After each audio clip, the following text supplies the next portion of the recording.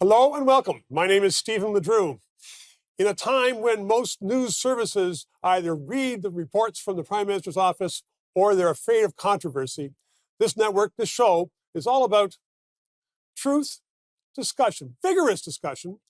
You won't agree with every guest or every position, but you will have a knowledge of the issues when we're finished in this half hour. One of the biggest issues facing everybody in Canada right now is that of tariffs. People have lost jobs, people are going to lose jobs, companies are going to be closing. It's going to be tough, and it may be good for Canada. So my guests tonight are Susan Murray and Brendan Caldwell and Marc Kealey. I'll introduce them individually. Susan Murray is a lifelong progressive conservative, and she knows policy and government. Brendan Caldwell is, well, I'm not going to talk about his politics, but he knows business, and he knows money, and he's here to talk about tariffs. Marc Kealey is a dyed-in-the-wool liberal, but he's known government for years and years. So it's going to be a good discussion. Brendan, I'm going to start off with you because you put your money where your mouth is. You took out a full-page ad in the Globe and Mail, putting your position on what Canada should be doing with tariffs foursquare. Tell us what it is. Well, I think the first thing is what we shouldn't be doing. What we shouldn't be doing is playing President Trump's game, which is he loves to incite, to get a rise out of people, to get a reaction. And from that reaction, he creates an even bigger reaction. So these tit-for-tat tariffs, which have us on our back foot, we don't seem to be acting strategically. We seem to be acting an eye for an eye, and rather than actually thinking about what it is that we want to do, what outcomes we want to achieve, and more than that, what we actually believe in. So what should we do? Just sit back and let Trump do what his will and not do anything? That's exactly what I wasn't going to say. So well put, absolutely incorrectly. No, I think if we believe in free trade, and we've believed in free trade as a nation for going on 40 years, then we double down on that. We need to be more unified as a country. And if we believe in free trade, we actually need to practice it interprovincially. And then we need to tell the rest of the world that we're open for business so that we're actually building relations with other countries. And now we should have done this 20 years ago. Like the best time to plant a tree is 20 years ago. So the second best time is today. You agree that Trump is doing great things for Canada? I believe that Canada, nothing is either good nor bad, except thinking makes it so, to butcher the bard. So if we actually think about what we're mean to do with this, and then go and constructively come up with a national strategy that is actually national, rather than one premier running off and doing one thing, another premier running off and doing another thing, and the federal government doing something altogether different, then I think we can actually come out of this stronger. So yes, but it will take a national and coordinated effort to stand by what we really believe in as Canadians. That's in the next show when we talk about the leadership and about elections. Susan Murray, do you agree with the position? Should we just sort of take it on the chin? I didn't That's say not exactly that. what you said, but that's the impact of it. Let me put that out to Susan. No, I don't think we should take it on the chin at all. I do agree with you, Brendan, that there have been some very positive things come out of this for Canada. We were talking about this morning on the way here, and that's the removal of interprovincial trade barriers that should have been gone decades ago. So Trump is doing some good work for Canada. That's where I would agree with Brendan. It's forced both the federal and provincial governments to come together and to finally deal with the barriers that have held our economy back. I had many clients over the years that it took my firm 3 years to get one product, like safety sharps during the HIV epidemic, through the provinces. 3 years, and nurses were dying. And other people were dying because we couldn't get it through. That's a very dramatic kind of example. But labor couldn't move, trucks couldn't move. Okay, so we agree with that. Alcohol. With the So I agree with that. But how should we react to the tariffs put on Canadian products? Should we shoot back?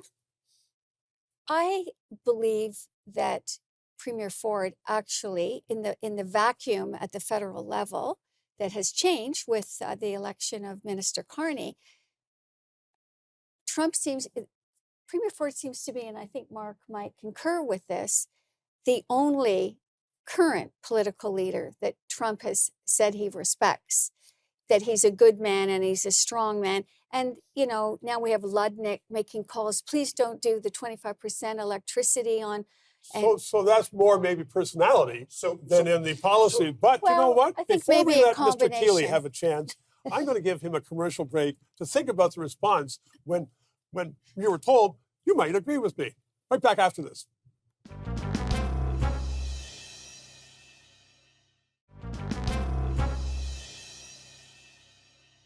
And we're back talking about tariffs. Before I go to Marc Kealey, I was chastised during the break by Brendan Caldwell, who says, I am misconstruing your position, and I don't want to do that. Well, not yet anyway. So tell me exactly what Canada should be doing with the Trump tariffs to fight them.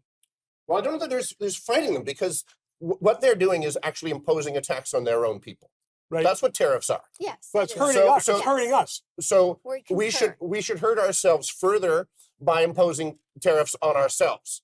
So then we don't have counter tariffs. What should we do? Well, as I said a moment ago, if we believe in free trade, then we should actually talk about that message rather than playing into the president's hand by saying, now all of a sudden tariffs are a good idea because you're doing it, we're doing it, and tit for tat. It's neither strategic. It all seems to be being done in the context of various campaigns, both provincial and federal. Brendan, I got your position, and I think it's clear now what your position is. I hear you.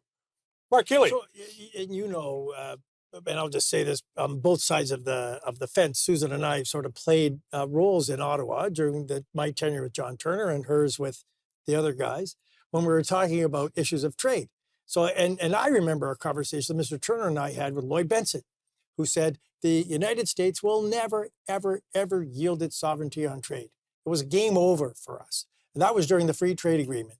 The point I'm trying to make is, and I appreciate what you're saying, Brendan, and there's a heck of a lot to unpack in what you've said. I take a little bit of issue with the fact that you don't think, or your comments were that Canada's not united, the premiers aren't united, or the federal government's not united with the provinces. I disagree. I don't think in the last 6 weeks we've seen a more united country with more united action-oriented premiers and the federal government on the issues of they aren't singing from the same hymn book. No, different it policy doesn't. But that's okay, because we have a different economy in the province of Alberta than we do in the province of Ontario. So I think we're seeing that, and we're seeing those things weigh out. But we're seeing a conservative in Alberta disagreeing with a conservative in Ontario, but still sitting at the table talking about Canada and being action-oriented about Canada. So look, I think we have an existential threat. We've talked about this.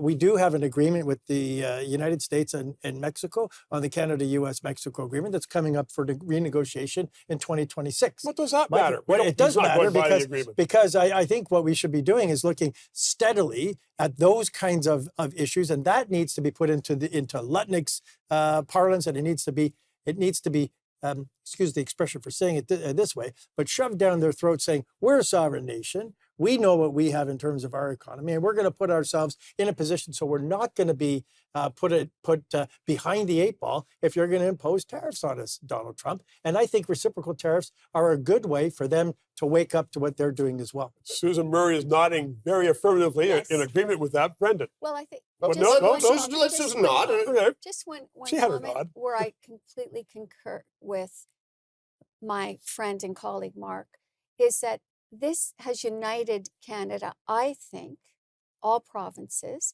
I mean, Quebecers now are majority federalist. Like they're leaving the Bloc Québécois in hordes. It's the positive out of an existential threat, which this clearly is, probably the biggest threat for Canada since World War II, in terms of what that did to the country, is that we've come together and extremely strongly. That's a whole hour show. Yes, I know. Brendan, so you've had two views from your left. Yes, hard from my left.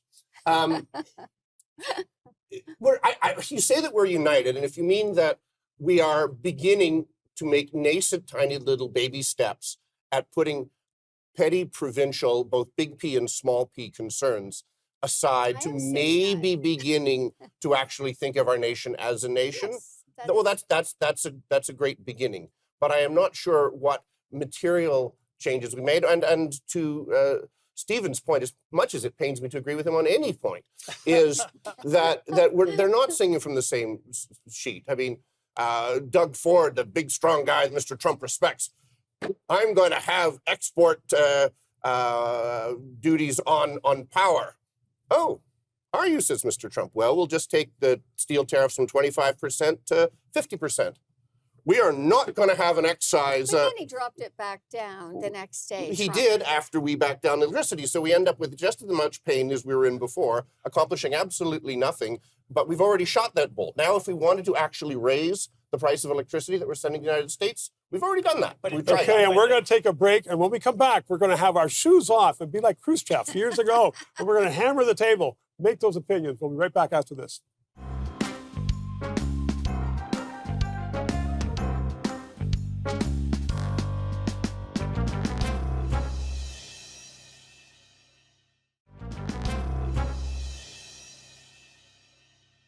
No, And we're back. It didn't stop during the conversation. I want to go to you, Marc Kealey. We've talked about what has happened since the tariffs were imposed or threatened to be imposed. And partly, I'll tell my confession is, I never know from one day to another what exactly the president's position is because it changes so often. Well, they're on this, they're not on this. We're going to do it on April 1st. No, April 1st is April Fool's Day. We'll do it on April 2nd.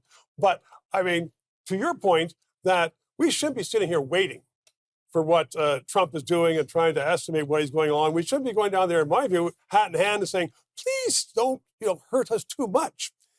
What should Canada do as far as building us up? So, we talked earlier on about, being retrospective, and it doesn't help to be retrospective. But I will say this. We knew in October and November, during and just after Trump was elected in November, that he was going to do something. He talked about tariffs back in October and November. We knew something was going to happen. I said this to you before in shows previous, Steve, that I believe we weren't well served from our diplomatic corps in Washington about what the potential threats could be when this guy assumed power in January of 2025. Well, are you saying then with a view to have already had the ammunition to shoot back? That's what I'm saying. And then I'm also saying... You're in very big disagreement with Brendan. I am. I'm also saying that in 6 weeks, which is more to his point, in 7 weeks since this guy's been sworn in as president, more has happened to do exactly what you suggested to at least get the discussion happening about the whittling away of interprovincial trade barriers in Canada. This is something that you worked on before, and I think that we have needed to do this for centuries in this country. Absolutely. So you're saying, you're in agreement that Trump is making changes in Canada that should have gone ages ago. I'll even go one step further and say the leader of the official opposition in Canada is Donald Trump.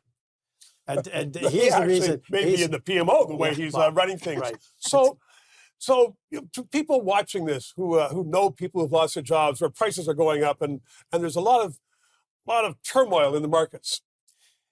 Where should Canada be going aside from the election? We'll talk about next show.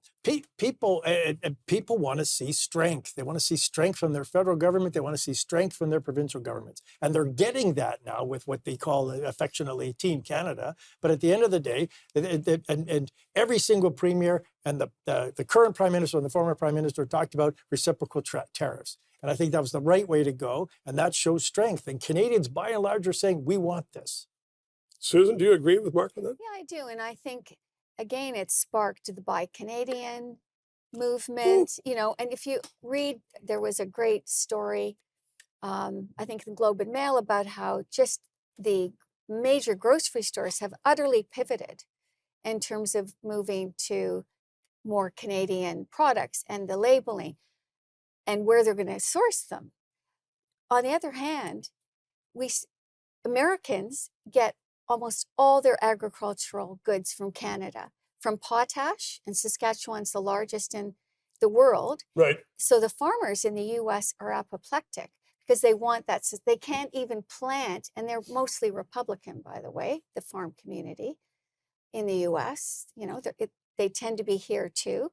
So in fact, in many ways, there's as much opposition to Trump's tariffs when you dig deep in America as there is. And because I spend a fair amount of time in the US because my partner's American, I'm hearing it, and the Americans are horrified at how we're being treated.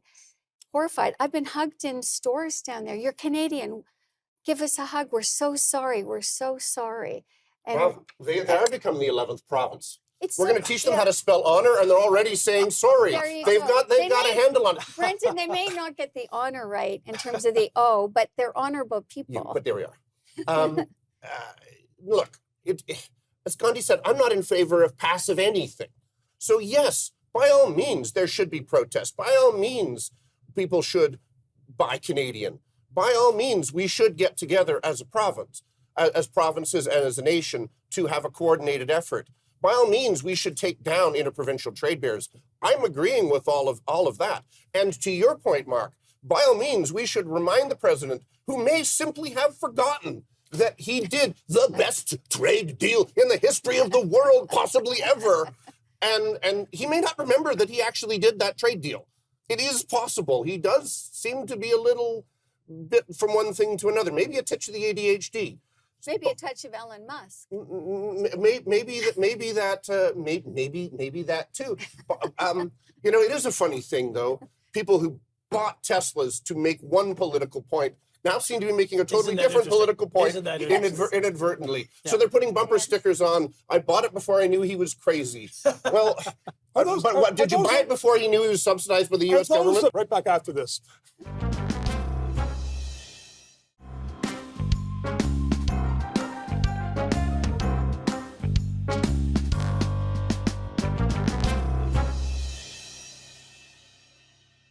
We're back with Susan Murray, Brendan Caldwell, and Marc Kealey talking about tariffs. I think we've had a very good discussion about the various positions, but the three of you are coming together. First of all, Trump is doing some good stuff for Canada, even though we may be a little bit off the wall. Secondly, Canada is starting to pull together. I don't want to get into the election yet, but would it be better? And you're more of a parliamentarian than the others here.